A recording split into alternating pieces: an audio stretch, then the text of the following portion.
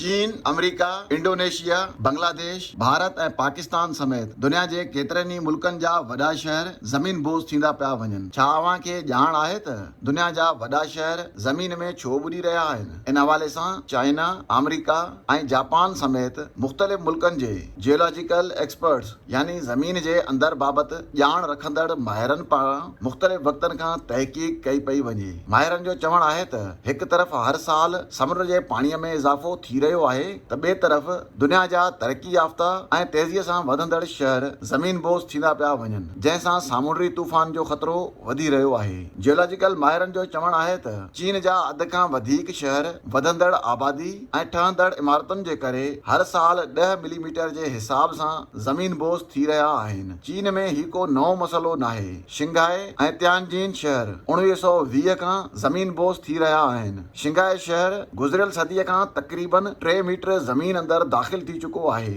शहरनि जा शहर ज़मीन बोज़ थियण केतिरो वॾो मसइलो आहे, इन जे तहक़ीक़ लाइ जियोलॉजिकल माहिर सेंटिनल-1 सैटेलाइट जे मदद सां वरितल डेटा जे बुनियाद ते ज़मीन जे चुरपुर जो जाइज़ो वरितो। 2015 खां 2022 ताईं वरितल जाइज़े में माहिरनि इहो नतीजो कढियो त चीन जे वॾनि शहरनि मां 45% हिसो हर साल तक़रीबन 3 सेंटीमीटर ज़मीन में दाख़िल थी रहियो आहे, जॾहिं त 16% हिसो 10 मिलीमीटर जे हिसाब सां ज़मीन बोज़ थी रहियो आहे, जंहिं ते माहिरनि ॻणतीअ जो इज़हार कयो आहे। इन खां सवाइ अमरीकी माहिरनि जो चवणु आहे त समुंड सां गॾियल शहरनि खे वधीक ख़तरो आहे। अमरीकी शहर न्यूयॉर्क बाबति कयल हिकु तहक़ीक़ में ॼाणायो वियो आहे त 300 स्क्वायर मील ते आबाद शहर ते 762 मिलियन टन वज़नी कंक्रीट, शीशो ऐं लोह अॾियल आहे। जियोलॉजिकल जे माहिरनि जो चवणु आहे त इहो वज़न घरनि में पयल फर्नीचर ऐं 85 लख माण्हुनि जे वज़न खां सवाइ आहे।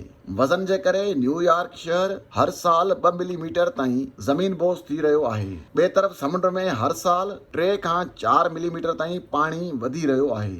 मेक्सिको सालानो 50 सेंटीमीटर जे तेज़ रफ़्तारीअ सां ज़मीन बोज़ थी रहियो आहे। अहिड़ी रीति भारतीय रियासत उत्तराखंड जो शहर जोशीमुठ पिणु ज़मीन जो धुॿण बणिजी वियो आहे।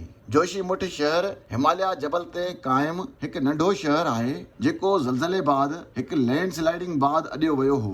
जोशीमुठ शहर जे 4,500 इमारतुनि मां 670 इमारतुनि जे भितियुनि खे ॾार पइजी विया आहिनि। 350 मीटर विकिरे शहर जे फुटपाथनि ऐं घिटियुनि में पिणु ॾार पइजी विया आहिनि। पाकिस्तान जे ख़ैबर पख्तूनख्वा सूबे जे नौशहरा ज़िला जे अकबरपुरा वारे इलाइक़े में बि हिकु मस्जिद ज़मीन बोज़ थी रही आहे। मुग़ल दौर में अॾियल पुख़्ता मस्जिद बाबति इलाइक़े जे हिकु वलीउल्लाह अॻकथी कई हुई त जॾहिं इहा मस्जिद मुकमिल तौर ते ज़मीन बोज़ थी वेंदी तॾहिं क़यामत ईंदी। दुनिया जे मुख़्तलिफ़ मुल्कनि जा वॾा शहर ज़मीन बोज़ छो थी रहिया आहिनि? इन्हीअ ते जियोलॉजिकल माहिरनि जो चवणु आहे त जापान जे शहर टोक्यो में वधंदड़ इंसानी आबादीअ लाइ ज़मीन मां वॾे मिक़दार में पाणी कढण जे करे टोक्यो शहर बि ज़मीन में घिड़ी रहियो हो, जंहिं बाद जापान जे हुकूमत तरफ़ां 2 अहम क़दम खंया विया, जंहिंमें हिकु त समुंड खे हिफ़ाज़ती भित लॻाई वई आहे ऐं ॿिए तरफ़ जापान जे हुकूमत शहर में पीअण ऐं आम ज़रूरत लाइ पाणी टोक्यो शहर मां कढण ते पाबंदी लॻाईंदे शहर लाइ पाणी ॿाहिरां घुराइण जो बंदोबस्त कयो आहे।